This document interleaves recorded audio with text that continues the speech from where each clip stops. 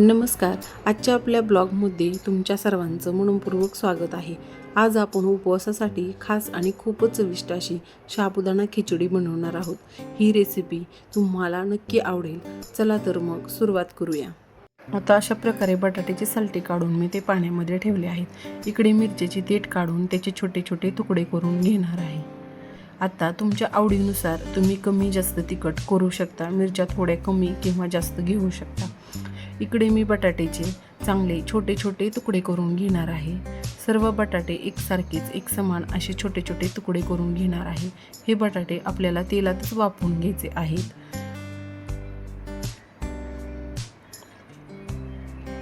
अशा प्रकारे बटाट्याचे छोटे तुकडे केलेले ते पाण्यात ठेवले आहेत आणि इकडे गॅस चालू करून त्याच्यावर मी कढई ठेवली आहे.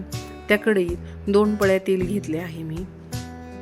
त्यानंतर ह्या सर्व मिरच्या मी ते तेलात टाकणार आहे आणि आपल्याला त्या मिरच्या चांगल्या लालसर होईपर्यंत परतून घ्यायच्या आहेत, जेणेकरून मिरच्या आपल्याला कचकच नाही लागली पाहिजे. आता चांगल्या लालसर मिरच्या भाजल्यानंतर मी त्यात बटाटे टाकले आहेत. हे बटाटे पण आपल्याला चांगले हलवून घ्यायचे आहेत आणि त्यात आपल्याला चवीनुसार मीठ टाकायचे आहे. आता मीठ टाकल्यानंतर बटाटे आणि मिरच्या चांगल्या परतून द्यायच्या आहेत आपल्याला आणि वाफेवरच वाफवून द्यायचे आहेत. अशा प्रकारे सर्व मी बटाटे आणि मिरच्या हलवून घेत आहे.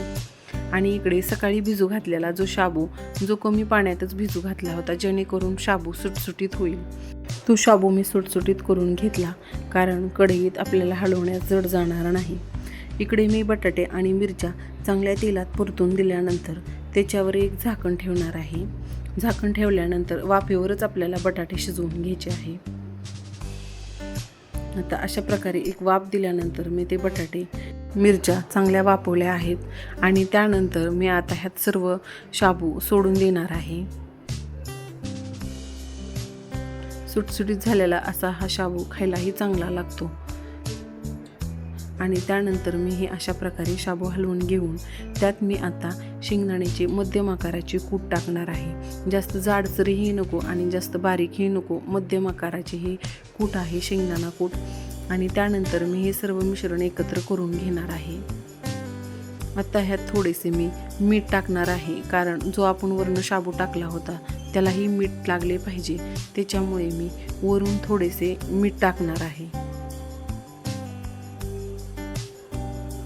आता मी झाकण ठेवणार आहे. शाबू एक वाफ गेल्यानंतर आपला शाबू तयारच होईल. चांगला बारीक गॅसवर आपल्याला शाबू वाफवून घ्यायचा आहे, जेणेकरून खाली करपू नये.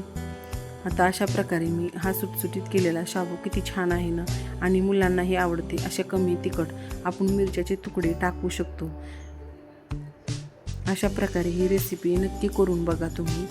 आता हा केलेला शाबू थोडासा कच्चा वाटत होता, त्याच्यामुळे मी अजून एक वाफ देण्यासाठी त्याच्यावर झाकण ठेवले आहे. साधारण 1 ते 2 मिनटं मी ते झाकून ठेवले होते आणि चांगली वाफ दिल्यानंतर गॅस बंद करून मी कढई उतरवून घेतली आणि एक डिश घेतली, ज्यात मी देवाला नैवेद्य दाखवते. नैवेद्य तयार करून मी तो देवाला दाखवला. आपली ही स्वादिष्ट अशी साबुदाणा रेसिपी तयार आहे. चला, आवडली असेल तर ही रेसिपी नक्कीच करून बघा. एकदम सोपी आणि साधी ही रेसिपी आहे. ही रेसिपी ब्लॉग आवडला असेल तर लाईक करा, शेअर करा, कमेंट करा आणि नवीन असाल तर आपल्या चॅनलला सबस्क्राईब करायला विसरू नका. चला, भेटू पुढच्याच अशा ब्लॉगमध्ये. तोपर्यंत बाय.